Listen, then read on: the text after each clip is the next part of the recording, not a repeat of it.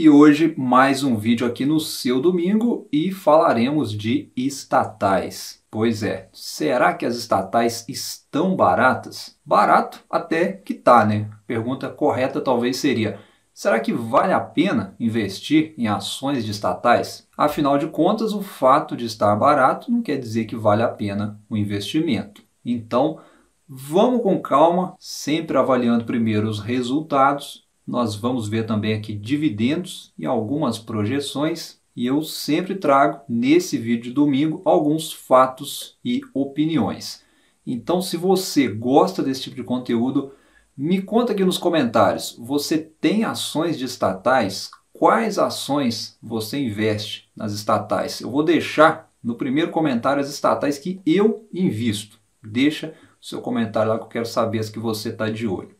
Bom, mas vamos lá direto ao assunto, né? Não tem como a gente falar de estatais e não lembrar da Petrobras. As ações fecharam a semana em alta, muito por conta de mais um grande anúncio de dividendos. Vamos ao fato relevante. Foi anunciado pela empresa aproximadamente R$ 1,89 por ação, que serão pagos em duas parcelas de aproximadamente 94 centavos cada. A data é até o dia 12 de junho para ter direito aí a esses proventos. E os pagamentos serão nos dias 18 de agosto e 20 de setembro. Então, até o momento, a política de dividendos da Petrobras segue inalterada. E esse fato relevante aí deixou em aberto ainda a possibilidade de ter recompra de ações, que, segundo aí o fato relevante, pode ser deliberado ainda até o fim de julho. E já olhando agora para resultados, nós tivemos mais um baita resultado da empresa, mais de 7 bilhões de dólares. Isso aí deve dar em reais aí mais ou menos 36, 37 bilhões, talvez um pouco mais aí dependendo da cotação do dólar nesse período. E aqui eu não vou passar por todos os números da empresa para a gente não se alongar aqui com Petrobras, eu vou direto aqui nas perguntas que vocês me mandaram, né? Foram duas em específico aqui que vocês perguntaram muito aí em meio aos resultados, em meio aos dividendos que a empresa divulgou. A primeira, né, se vale a pena comprar ações da Petrobras agora, e me perguntaram muito também o que eu faria se eu já tivesse as ações da empresa nesse momento. Olha, minha opinião, já que vocês gostam de saber o que eu penso a respeito. É como eu já falei aqui antes, né? Em termos de resultado, eu acho que a Petrobras é a melhor ação, a melhor empresa da Bolsa. Indiscutível. Ponto.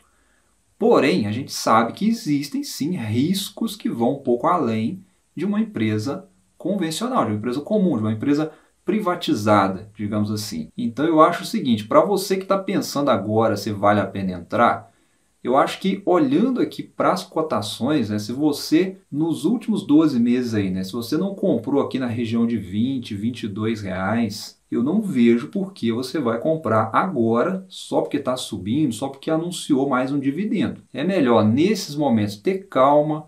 Tem outras petrolíferas na bolsa aí para olhar, não é só Petrobras. Então, respondendo a pergunta, se eu estivesse comprado em Petrobras, eu iria simplesmente me certificar se a posição da empresa não excede ali os 5% que eu tolero em empresas mais arriscadas.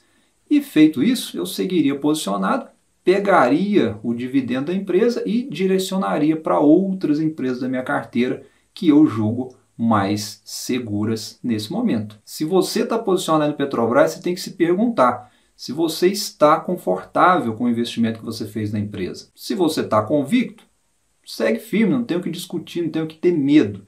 E se você não está convicto, acho que não vale a pena sofrer por conta disso. Como eu disse, tem outras empresas para a gente olhar na Bolsa de Valores. A Petrobras não é a única. Bom, mas vamos lá. Seguindo aqui no tema, vamos falar agora de Caixa Seguridade. Vamos direto aí com os resultados que a empresa divulgou. Começando aí com as receitas operacionais, a empresa reportou 1 bilhão e 86 milhões, um crescimento aí de mais de 54% na comparação anual. O lucro líquido recorrente foi de 820 milhões, crescendo aí mais de 47%. A empresa traz para nós aí também um indicador muito importante do setor financeiro, que é o ROI, onde a empresa informa aí, né, que esse indicador está em 52,4%. É um excelente retorno sobre o patrimônio. E, de modo geral, acho que foi mais um bom resultado aí da Caixa Seguridade. A empresa vem conseguindo crescer, tanto do lado financeiro como também do lado operacional, é a possibilidade, né, de ganhar em dois cenários, tanto com juros altos, mas também ganhando aí com as operações, que é o mais importante, né, vislumbrando aí o crescimento econômico, onde nesse sentido o operacional pode ir ainda mais longe. E aproveitando que a gente falou também de indicadores, vamos dar uma olhada também no consenso de mercado em relação a recomendações e em seguida vamos ver as projeções de dividendos. Aqui no site Status Invest, dos 6 analistas fazendo a cobertura, hoje 5 recomendando compra aí para as ações da Caixa Seguridade e 1 recomendando aguardar. Já nas projeções de dividendos, continuam aí acima de 10% para 2023, com base nessas cotações atuais. É um bom percentual, se acontecer, lembrando que são projeções, ninguém sabe, mas o indicativo aí que nós poderemos ter bons dividendos em 2023, 2024,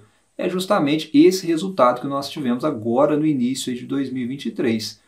E lembrando, né, que a empresa tem aí um payout, o percentual, né, que ela geralmente destina para o acionista superior a 80% historicamente, como eu disse, é um indicativo aí de bons dividendos daqui para frente, pelo menos 2023. E já em relação à Datacom para a Caixa de Seguridade, possíveis novos anúncios aí de dividendos, olhando para o histórico, caso ele continue se repetindo, é possível aí que tenhamos anúncio mais ou menos em outubro, aí, referente ao primeiro semestre de 2023. E nesse caso da Caixa de Seguridade, como é um negócio previsível, nós temos sim aí um payout interessante que pode se manter estável ao longo do tempo. E a consequência disso é que se a empresa continuar registrando bons lucros, lucros crescentes, o dividendo por ação ele tende a acompanhar esse crescimento. E já falando agora em relação a riscos, né, que é um assunto que envolve muito ali as estatais, muito investidor tem um pouco de receio em relação a isso.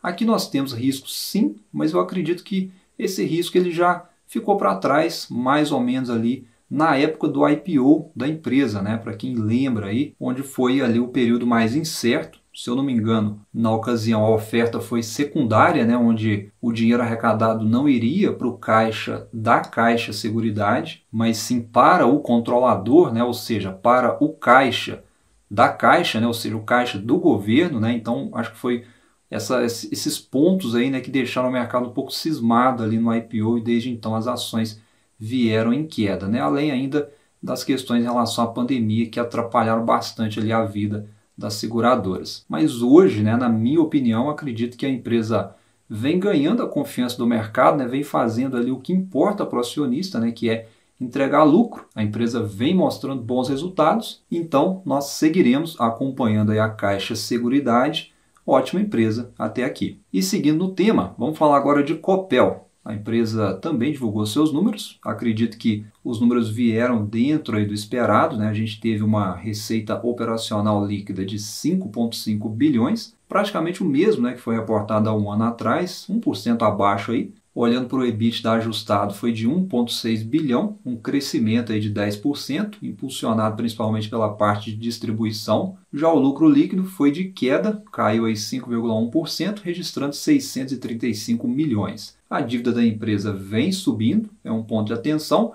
Hoje está em 2,5 vezes em relação ao EBITDA, ou seja, ainda está dentro ali dos limites para a empresa poder entregar dividendos razoáveis. Lembrando que endividamento é investimento, tá, pessoal? Então não necessariamente dívida é ruim, desde que a empresa se mantenha em níveis saudáveis. Já em relação a pagamento de proventos, nós não tivemos novidade, mas olhando aí projeções, o mercado projeta algo perto aí de 8% para a Copel. Olhando também para as recomendações, né, os analistas aí que fazem a cobertura, muitos otimistas, né, com a Copel. Das 9 recomendações, 7 são de compra aí para as ações da empresa. Esse otimismo aí dos analistas com a empresa e de muitos investidores também, certamente é por conta da privatização que deve acontecer. Os trâmites aí para esse processo já estão ocorrendo, né, segundo os documentos da empresa, e se não houver nenhum entrave até lá, muito provavelmente no final aí do processo vai haver uma capitalização, né, uma oferta de ações. Então o mercado segue otimista em relação a isso, né, porque é um modelo que, se acontecer, espera-se que seja benéfico para todos. O Estado ganha, porque ele vai continuar como um acionista relevante. A Copel também ganha, porque ela vai se capitalizar e na ponta final ali, né, o acionista também pode ganhar porque o mercado entende que diminui bastante o risco governamental em cima da empresa. E tendo em vista, né, que ela vai estar capitalizada para poder investir no que ela sabe fazer, isso naturalmente, né, predispõe maiores lucros, crescimento da empresa e no futuro, possivelmente, maiores dividendos. E essa aqui eu gostaria de saber a sua opinião. Se você acompanha a Copel mais de perto, se você tem as ações, se você está confiante aí nessa privatização, se realmente ela vai sair do papel. O que você acha? Me fala aí. Bom, e ainda falando de estatais, vamos falar agora da Sanepar. A empresa também divulgou seus números, né, os principais destaques aí. Nós tivemos uma leve alta na receita líquida de 3,4%, foi 1 bilhão 454 milhões. O EBITDA já veio interessante, crescendo 11,4%. Aqui reflete o desempenho operacional da empresa, né? Bateu aí 664 milhões. Os custos e despesas ficaram aí dentro do controle, sem aumento, e com isso o lucro líquido cresceu 9,5%, atingindo 320 milhões. Então acredito que foi um resultado bom aí da Sanepar, né? Minha opinião aí como investidor. Acredito que se a empresa continuar para os próximos trimestres, mantendo ali aquele controle de custos que a gente viu aí nesse primeiro trimestre, continuar gerando receitas, acho que nós vamos ter melhores resultados à frente, tendo em vista que teremos reajuste tarifário, né, que vai entrar em vigor e naturalmente vai incrementar os ganhos da empresa. O mercado já vem até precificando isso desde então, as ações estão em alta aí desde o comunicado desse reajuste, mas, apesar disso, né, é uma empresa que muitos ainda enxergam riscos regulatórios importantes em cima da empresa. Na verdade, a Sanepar, desde a pandemia, né, para quem acompanha a empresa desde então, pode afirmar que ela nunca mais foi a mesma na visão do mercado, né? Até antes da pandemia ali, Sanepar era carta marcada aí nas carteiras de dividendos e desde então ela desapareceu simplesmente aí das carteiras dos investidores com foco em dividendos, mesmo as ações estando até bastante descontadas. Hoje, a visão aí da maioria dos analistas é de pessimismo em cima da empresa, a maioria está neutro aí em relação às ações, em relação às recomendações, e olhando aqui para projeções de dividendos, nós temos aí uma projeção em torno de 7% nessas cotações atuais. Inclusive, né, é uma ação que nós poderemos ter novidades em breve em relação a anúncios. Historicamente, sempre teve aí uma data com no meio do ano, né, no finalzinho aí de junho. E ainda falando, né, de risco governamental, de privatização, talvez o case de Sanepar seja o menos provável nesse sentido. Hoje o mercado acredita muito mais aí numa possível privatização dentro do setor, olhando ali para a Copasa e para a Sabesp. Então eu acredito que Sanepar, sem o gatilho ali de privatização, ela vai continuar sendo aquele reloginho que sempre foi em termos de resultado. É uma empresa que sempre entregou, mesmo sendo estatal, né? Nunca foi problema em relação a bons números da empresa, mas pode ser também, né, que se o mercado começar a enxergar mais possibilidade ali de privatização das outras empresas do setor, como Copasa e Sabesp, é bem possível que haja ali um giro de carteira, né? Isso é comum acontecer. Pode ser que nós tenhamos aí investidores migrando aí para empresas que estão mais propensas à privatização. Não sei, é uma possibilidade.